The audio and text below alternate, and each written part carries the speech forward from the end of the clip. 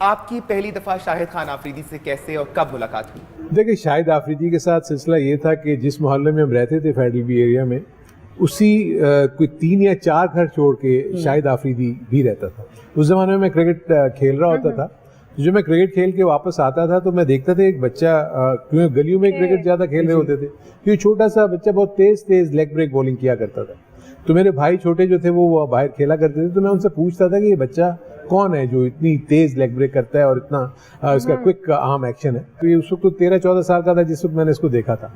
उसके बाद मैं जब जूनियर सिलेक्शन कमेटी में मैं आया तो अंडर 19 के ट्रायल्स हो रहे थे लाहौर में, तो वहाँ शाहिद आफरीदी वहाँ पर ये अपनी अच्छी परफॉर्मेंस करके तो वहाँ आया हुआ था। जब वो सिलेक्शन का वक्त आया तो हमने ट्रायल मैचेस किए जिसमें इसने बहुत अच्छी बॉलिंग भी की थी।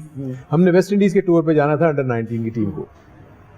तो माजिद खान उस जमाने में चीफ एग्जीक्यूटिव थे, तो हमारे पास 2 बड़े अच्छे लेग स्पिनर थे और हमने एक लेग स्पिनर और एक ऑफ स्पिनर लेके जाना था।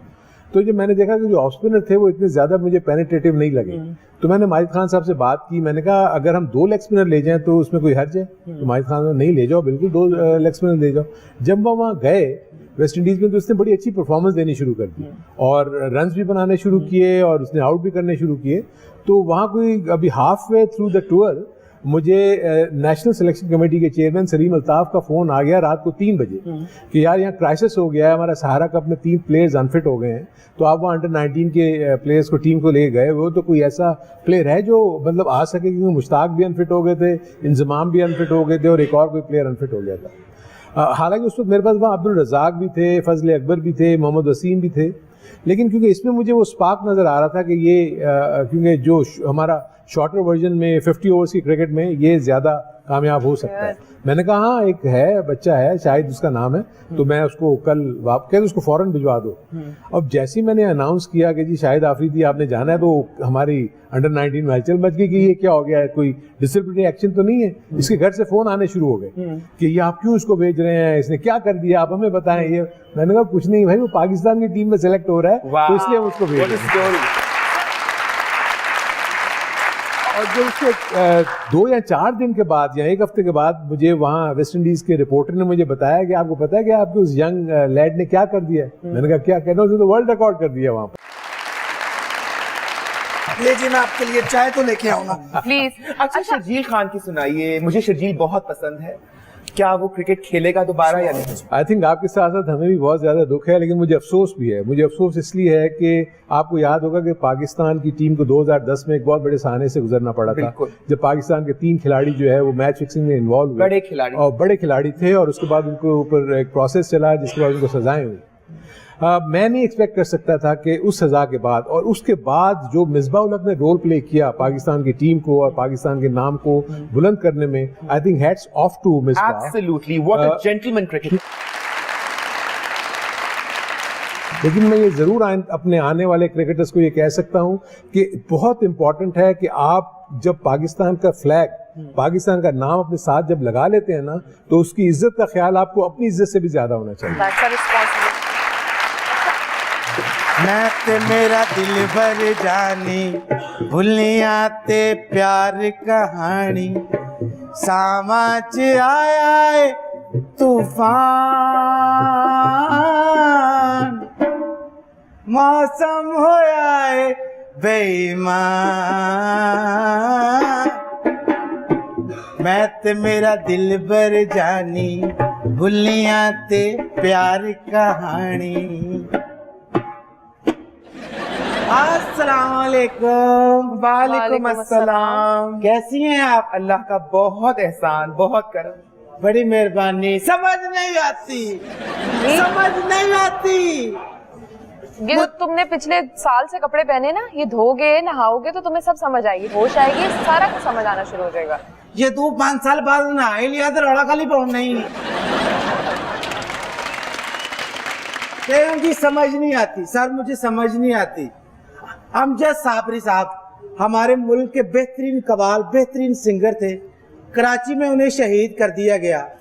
सियासतदान उनके घर गए, उनसे घर वालों के वादे किए, इस बात की तो समझ आती है। एक भी वादा पूरा नहीं किया, इस बात की समझ नहीं आती। आपका क्या नाम है? मेरा नाम मेहरू है। मेहरू जी। वही जो तुम्हारे ख्वाबों में सारी रात नाम फिरता है ना मेहरू, वो मैं हूँ। देखिए की गलतफहमी है दिमाग दे विच यार। एडी नसीब वाली नहीं कि तेन कतरी शहजादे मिलने लग पैणा। आपने इमरान खान के साथ क्रिकेट खेली, जी बहुत खेली। तो क्या तब भी इमरान खान साहब नया पाकिस्तान बनाना चाहते थे? नहीं, एक्चुअली देखिए, इमरान का तो जो ये ट्रांसफॉर्मेशन हुआ है ना, उसकी वालदा की वफात के बाद हुआ है, क्योंकि उसकी वालदा जब कैंसर की मरीजा हो गई थी, अल्लाह उनको गरी के रहमत करे, उससे पहले तक तो इमरान जो था ना, वो तो सोच ही नहीं सकता था कि वो पाकिस्तान में रहेगा। वो ऑलमोस्ट वेस्टर्नाइज्ड कल्चर को अच्छा समझता था, वहीं रहता था, वहीं क्रिकेट भी खेला, पढ़ा भी वहीं। तो वो कभी कभी हमसे ज़रूर ये जिक्र करता था कि मैं जो है ना यार, मैं तो जिस तरीके से हूँ मैं यहाँ, लेकिन द मोमेंट उसकी वालदा जब बीमार हुई और उसको उनको हॉस्पिटल्स में यहाँ लेके जाना पड़ा, तो उसने उसकी पूरी की पूरी जो है ना ज़िंदगी की सोच और उसका वो महवर बदल दिया। और उसके बाद भी उसने ये सोच लिया था। एक चीज़ मैं आपको इमरान खान के मुतालिक बता दूँ कि वो इतना ज़्यादा डिटरमिन है कि वो किसी चीज़ को फिर नहीं देखता। कि मुझे अच्छी तरह याद है कि क्रिकेट में जब वो आ रहा था, तो उनके जो कोच थे यूनिवर्सिटी के या जिस काउंटी से वो खेलते थे, वो उसको कहते थे कि तुम अच्छे बैट्समैन हो, तुम बैटिंग करो, तुम्हें बैटिंग में ही ज़्यादा वो मिलेगी, फ़ायदा होगा। लेकिन उसको ये धुन सवार थी कि नहीं, मैंने फास्ट बॉलर बनना है, मैंने फास्ट बॉलर बनना है। 69 में वो पाकिस्तान की टीम में गया और 76 में वो जाके वो फास्ट बॉलर बना। तो उसने देखे कि उसने वो मेहनत नहीं छोड़ी। हारून रशीद साहब, ये बताइए, एक आम तस्वर है कि हमारे क्रिकेट बोर्ड के अंदर बहुत सारी सियासत है और पर्ची सिस्टम चलता है। इस बात में कितनी सदाकत है? आम तस्वर ही है ये। मेरे तो ख्याल है ये आम तस्वर जो है, जो भी है वो गलत है। क्योंकि आप मुझे ये बताएं कि पर्ची क्या किस सिलसिले में चल सकती है। आप ज़्यादा से ज़्यादा सिलेक्शन के ऊपर ही बात कर सकते हैं ना। अब तो सिलेक्शन इतना ज़्यादा ओपन हो चुका है कि अगर कोई शख्स परफॉर्मेंस नहीं कर रहा तो वो कैसे सिलेक्ट हो सकता है? वो नहीं हो सकता, क्योंकि मीडिया इतना आज़ाद हो गया है। अब हमारी कोई चीज़ छुपी हुई नहीं रहती। बेगम जान जी, वो नया चौकीदार रखा मोहल्लेदारों ने, हाँ। वो आपसे मिलना चाहता है, पता नहीं क्यों। उसको बताया नहीं कि मेहमान बैठे हैं यहाँ लेकिन पर? वो आपको पता है खान साहब हैं। अरे क्या मुसीबत खान साहब तो है। मैं आपको पता है, खानों के पास जिद के अलावा और कुछ भी नहीं होता। अच्छा, ले आओ उनको अंदर, जाओ। देखे ना, वो भी तो खान ही था ना, जिसको 14 महीने बाद पता लगा मेरे साथ धांधली हुई है। मैं बुलाता हूँ। आइए जी, आइए सर, आइए। खान भाई आइए।